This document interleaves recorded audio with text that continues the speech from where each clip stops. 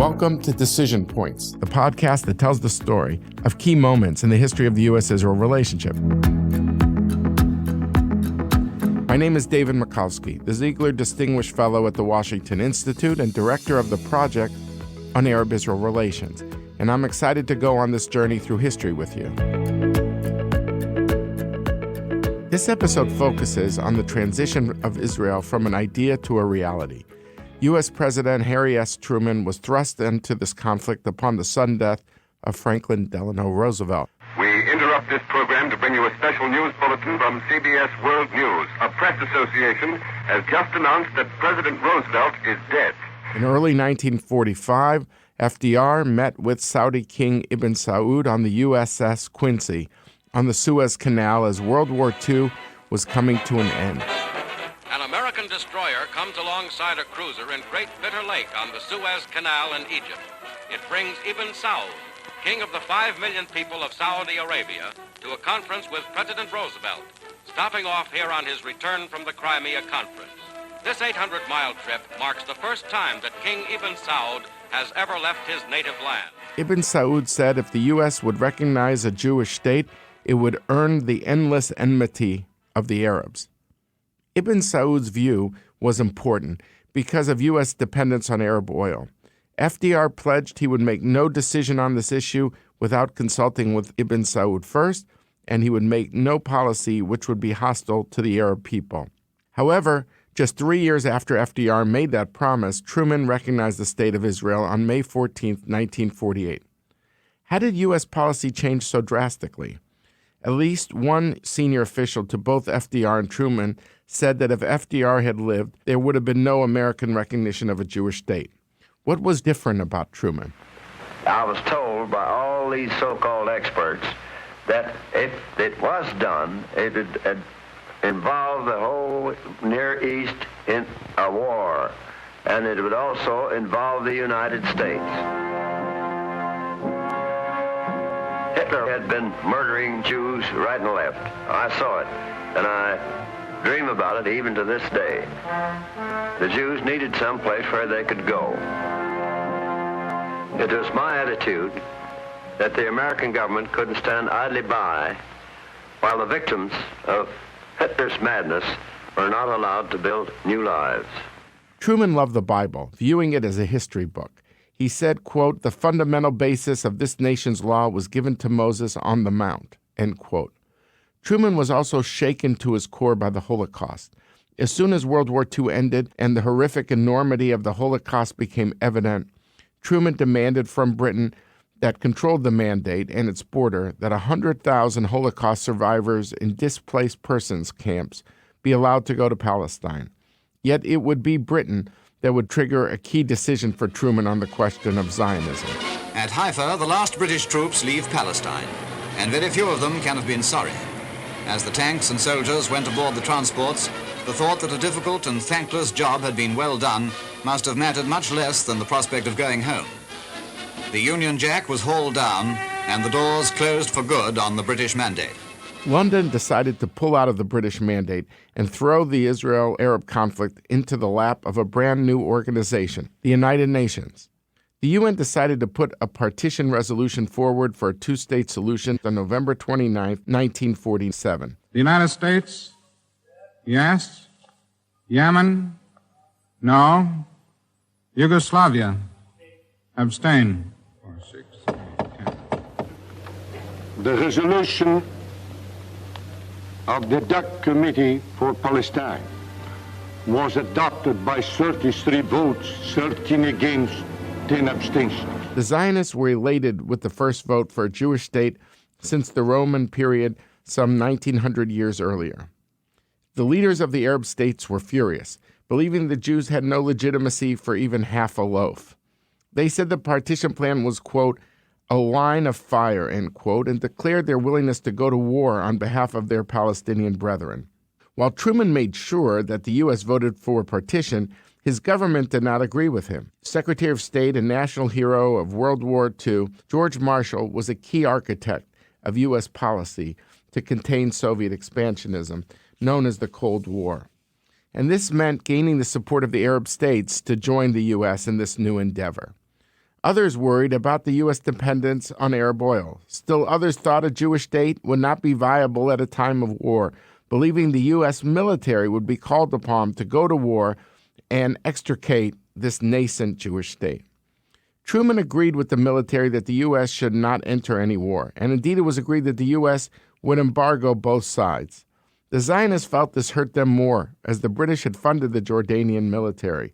Yet the Zionists knew that they were all alone on this fighting ground, but having the UN Partition resolution gave them legitimacy, and the Zionists greatly valued the idea of U.S. recognition, while the Arab states adamantly opposed it. The United States recognizes the provisional government as the de facto authority of the new state of Israel. How did Truman navigate these competing forces, ultimately leading the U.S. recognition of Israel? We want to understand this key turning point when Truman took the big step and defied his critics and decided to recognize Israel. With us today to discuss Truman's role is Ronald Radosh, the co-author of A Safe Haven, Harry S. Truman and the Founding of Israel, written with his wife, Alice Radosh. He has written 14 other books, and he's an adjunct senior fellow at the Hudson Institute. Ronald, thank you so much for being here. Great to be here. Thank you for having me. Maybe I'll start it off with this question. I want to understand what drove Truman to support a Jewish state. His critics say it came from his desire to win key U.S. states during the 48 election. Is it fair to charge him with politics rather than a concern for policy? Short answer is no, and let me get into it. First of all, as you said in your introduction, I think Truman believed and had read the Bible thoroughly. He saw that land as biblically part of a Jewish presence. And he went back centuries to say this land was really ordained by God for Jews. And it was in the Bible, and he believed in the Bible. He also saw the beginnings that the Jewish Yeshuv, the group that was creating the nascent state in Palestine, was already developing the area way beyond what it was before. Tilling the land, famously getting the land to bloom where before it had been all desert. And he had an advisor who did the ecological ground studies who showed him that the transformation was phenomenal. And he went to the same areas in the Arab countries and said that could be done there, but they've done nothing. Look at the difference. So Truman had a lot of reasons leading him to support the idea and concept of a Jewish state. Now, Truman was, of course, a politician, a very good politician. He was part of that local machine in Independence, Missouri. Pendergast machine. His record there was not particularly clean. It was an old-fashioned political machine like Tammany Hall in New York City, and it was able to pick and choose its candidates.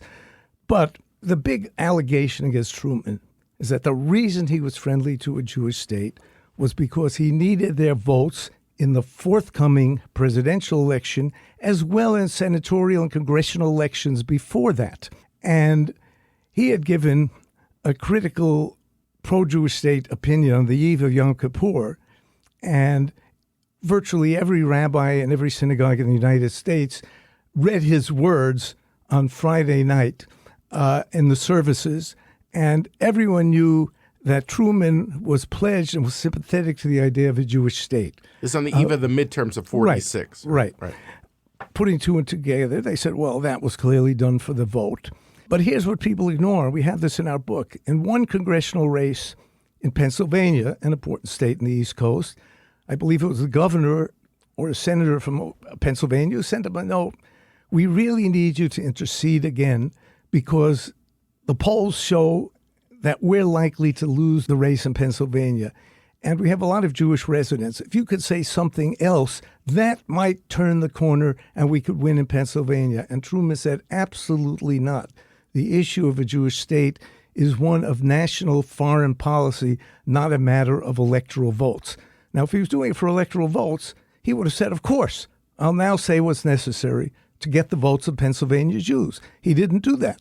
Now, it coincided, of course, it helped with the Jewish vote because Jews around the United States were united in their hoping and belief that a Jewish state would and could be created in Palestine. Therefore, when Truman made the statement he made, they were overjoyed. It fit what they wanted.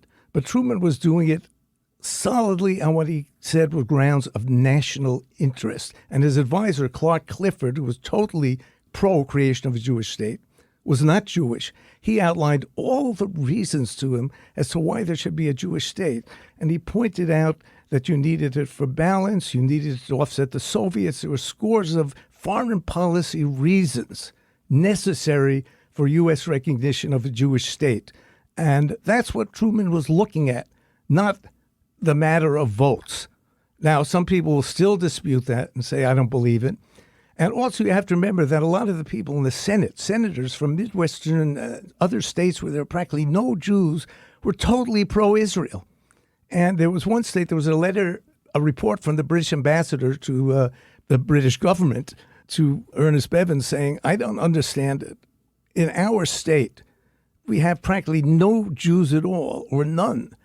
And all the politicians are for creation of a Jewish state, and we can't budge them. I don't understand it. So there were Democrats for a Jewish state, and also Republicans for a Jewish state, who were not doing it for electoral reasons or Jewish votes, because there were hardly Jews there. By the way, didn't he lose the state of New York in the 48 election? Yes, he lost the state of New York because of the third-party candidacy of Henry A. Wallace, former Secretary of Commerce, who was running on a pro-communist ticket known as the Progressive Party, and in New York City, the American Labor Party. Yeah. It had nothing to do, it split the vote between Republicans for Tom Dewey, leftist union members, and there was an area in the Bronx that was actually referred to as the Red Belt, a name taken from the Parisian communist area.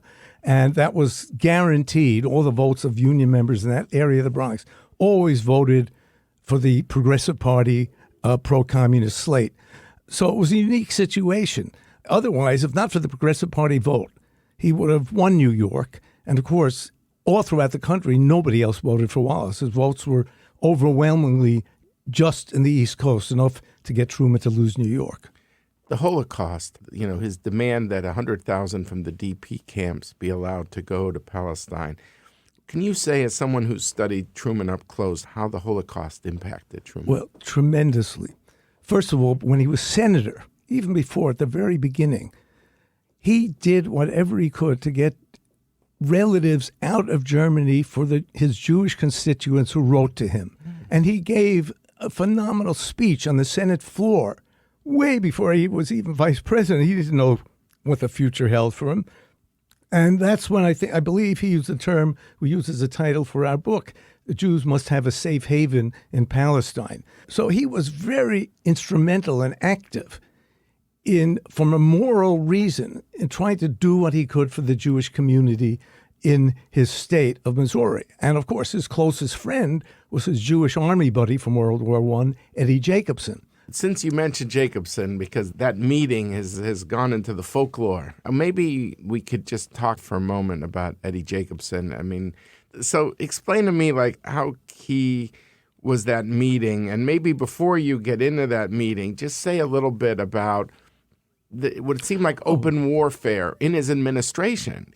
Truman was right when he said in his memoir that the State Department was out to get him and pursue their own policy and try and sabotage the policy that Truman was advancing. That's absolutely true. First of all, the head of the Near East desk was Loy Henderson, who was a vicious anti-Semite and totally pro-Arab. All his affiliates, all his contacts, all his belief was that the United States needed the Arab nations. The U.S. had to have an anti-colonial stance on behalf of the Arabs, and that the Arabs had the oil the U.S. would eventually need. And the U.S. must be, in his eyes, 100% behind the Arabs and not in favor of those who wanted a Jewish state. Backing him up was very influential, especially with his later, Mr. X later, the Doctrine of Containment, George F. Kennan, who was head of the policy planning staff.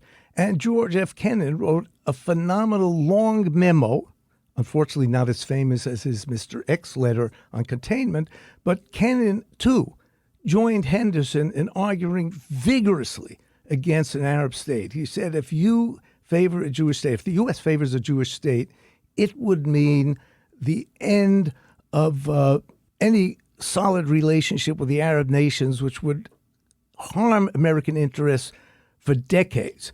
Furthermore, he argued the Jewish state, he said, was likely to go and become pro-communist, be on the communist side in the fight over the Middle East. And of course, as we know, for a brief period of time before turning back to supporting the Arabs, the Soviet Union supported the creation of a Jewish state. Because they thought it would eclipse or limit, constrain British influence in the Middle East, right? Right, correct. They saw it as a way to get into the Middle East, get a foothold themselves, and a way to fight British imperialism. And therefore, the famous, vigorous speech before the UN by their foreign minister, which if you read the speech, it sounds like it could have been written by the most 100% pro-Zionist in America. It was the Zionist speech that electrified the world. And of course, the nascent Israel, while the war of the 5 Arab nations against it was taking place, they may not have won, except for all the arms the Soviet Union allowed to come into Israel from Czechoslovakia. There had not been a coup yet, but it was heavily under Soviet and communist influence. So the Czech arms, helped Israel tremendously, while the rest of the Western countries, including the United States, boycotted sending any arms to the Haganah. So basically, this open warfare is breaking out, and of the foreign policy elite establishment, right, who sees that a Jewish state is not good in terms of harnessing Arab nationalism in the Cold War, and also the dependence on Middle Eastern oil. So they think it's all wrong, and it looks like the kind of trend line of Truman towards recognition has suffered a major setback with Austin's focus on UN trusteeship. Austin is known for some of our listeners, the famous joke of told about why can't these Arabs and Jews solve their problems like good Christians. And so the meeting with Eddie Jacobson, in your view, and the Weitzman meeting, how significant is this for Truman, or is his mind basically already made up? Very significant. Truman, in fact, was drifting back and forth and was unsure of himself and was worried once he saw what the State Department was doing, how he'd be able to effectively take them on, because then he would be undermining U.S. foreign policy. He didn't quite know what to do, and he was ambivalent. He was favored a Jewish state, but he did not necessarily favor announcing that he would support it once the issue of declared a Jewish state. So Jacobson, that's like Wilson. Wilson supported the Balfour Declaration but didn't want to announce it. Right. So you're saying that was an option that Truman was considering. Correct. And Jacobson was very important. First, Jacobson was his closest friend. He had carte blanche to enter the White House any time at all. No matter what Truman was involved in, if Jacobson showed up in the nation's capital, he always went on his own expense, actually using all of his money up. He told his daughters, I won't have anything left to you because I have to go back and forth to Washington to speak to Harry Truman. And his daughter said, we're proud of what you're doing. We don't care if you have money. You won't have money left to give to us. Wow, that's a great story. So he went there and he said, Harry, I'm your oldest friend. I have never asked you for anything, ever. Since you've been president, I have not asked for any favor of any kind. But this is too important to let it pass. And he'd been asked to go by the Zionist leadership in America. And he said, Israel, the Jewish nation that wants to declare a state, is at a crisis point. America can stand in its way or help it. It's very, very important to do that. And I want you, Chaim Weizmann had come to the U.S., already sick and elderly, asking to see Truman. Truman was stalling. Weizmann was in a hotel in Washington. And he went over, he said, I'm asking you to see Chaim Weizmann. You know you respect him. I respect Chaim Weizmann more than any leader in the world. He is the greatest Jewish leader in my estimation. I know you like him. I know you think very highly of him. Please see him.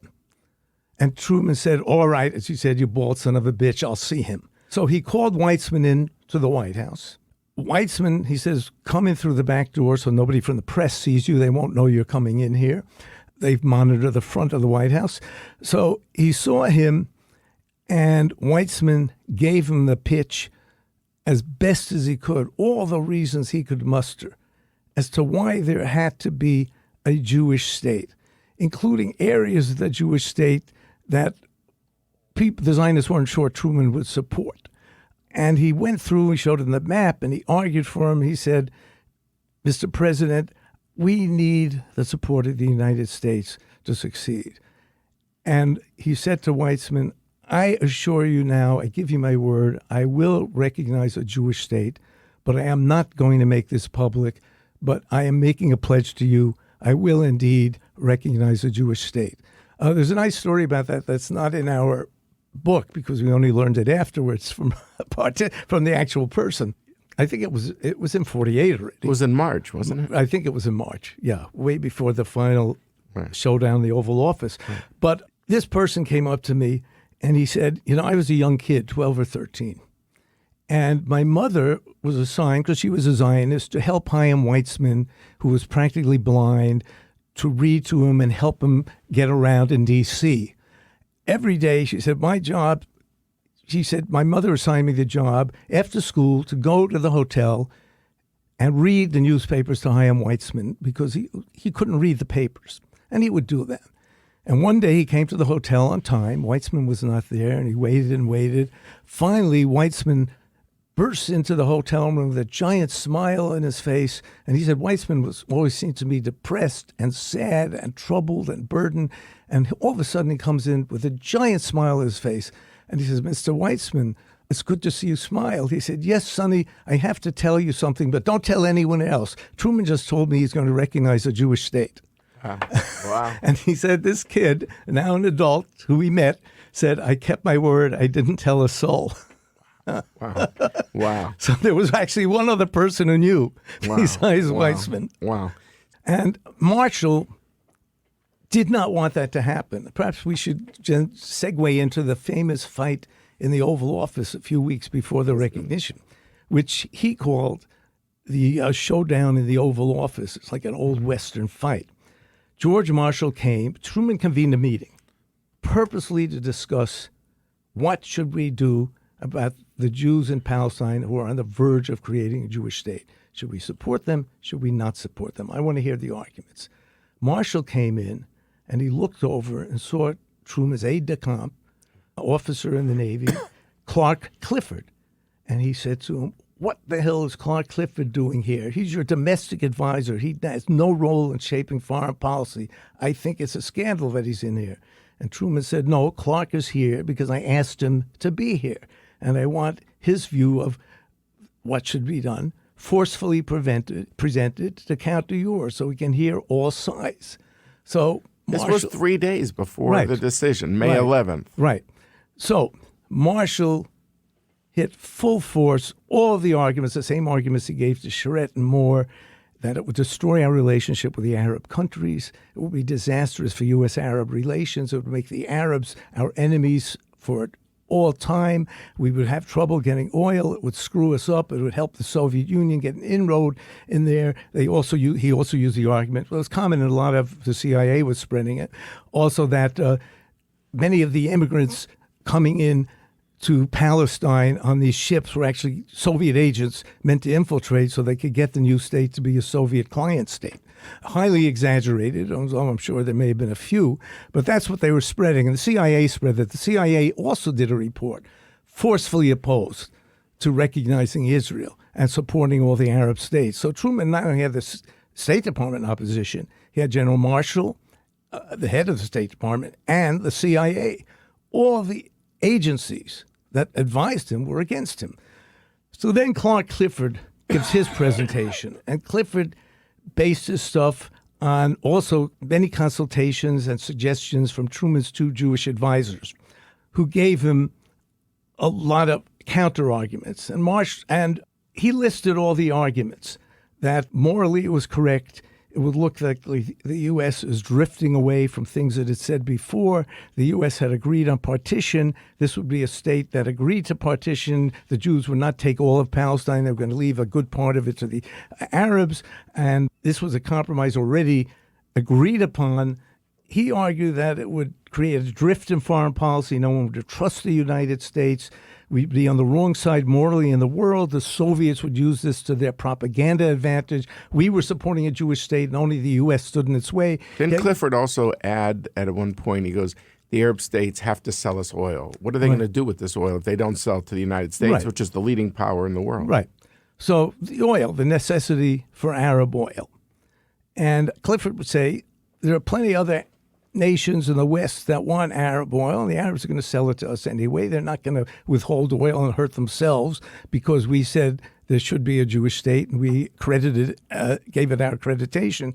So he lays it all out. Truman decides to think it over, and what they're worried about in the next few days, terribly worried, is that Marshall would have gone public.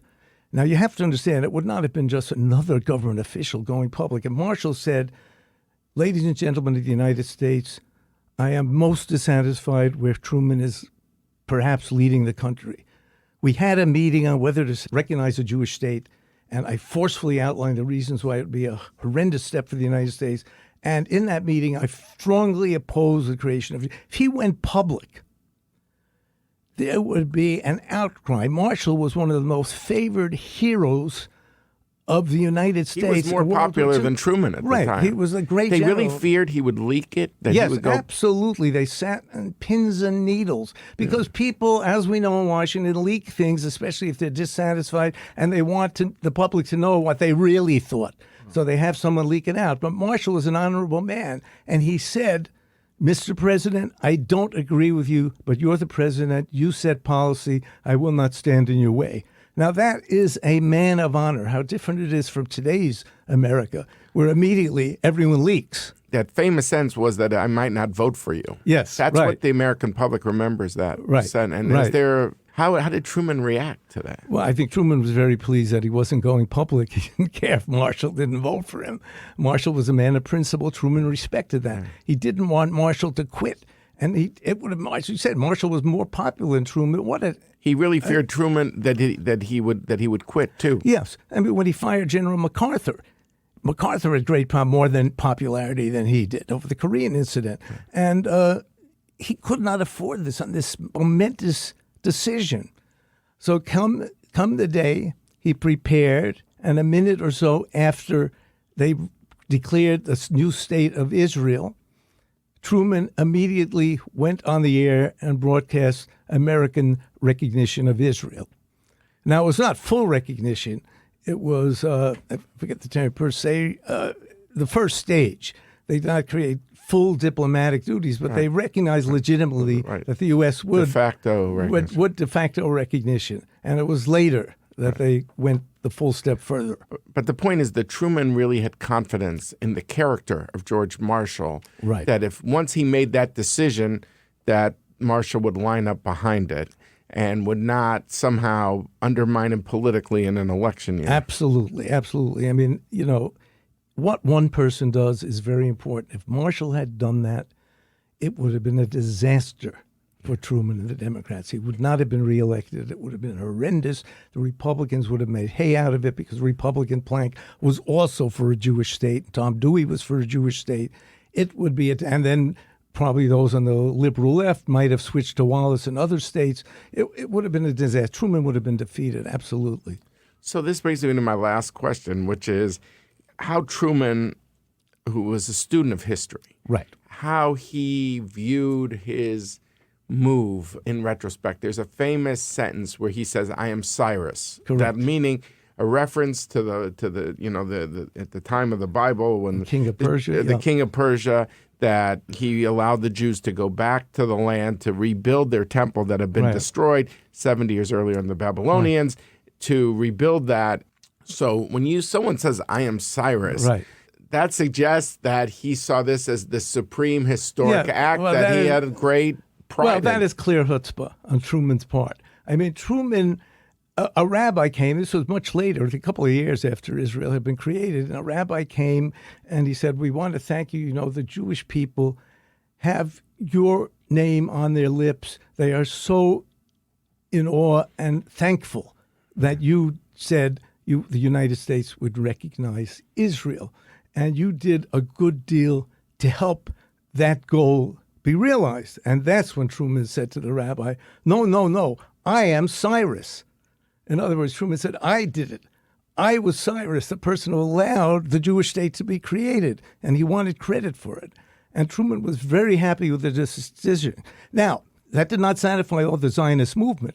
the hard-line elements of the Zionist movement said, and they had a good point, that the embargo on selling arms to the Haganah, the new Israeli army, later to become the IDF, that withholding arms from Israel to defend itself when arms from Britain and all over the world were going to the Arab states gave the Arab states an advantage. And in the United States, the left of the political spectrum declared it to the Spanish Civil War, where there was an embargo on arms. The U.S. would not send arms to the Republic, and Germany and Italy and others gave the support to sending arms to Francisco Franco and the Republic's opponents. So they, particularly the political group that most lobbied and worked for Israel, was the group affiliated with the left-wing Nation magazine, edited by Frieda Kirchwey, who was 100% a pro-Zionist and fought hard for the creation of a Jewish state. And she was constantly running editorials that the State Department is trying to sabotage the Jewish state.